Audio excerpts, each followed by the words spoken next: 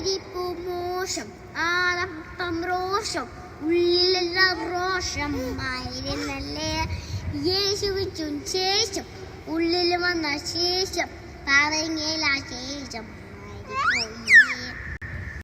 എന്താ പറയാ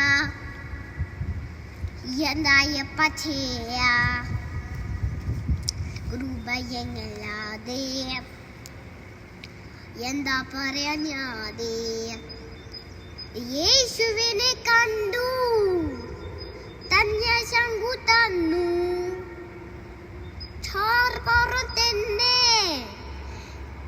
തന്നെ സ്വന്തമാക്കി. കൈരിപ്പു മോശം ആളപ്പം രോഷം ഉള്ളിലെല്ലാം രോഷമായിരുന്നല്ലേ. യേശുവിനും ശേഷം ഉള്ളിൽ വന്ന ശേഷം പറഞ്ഞില്ല ശേഷം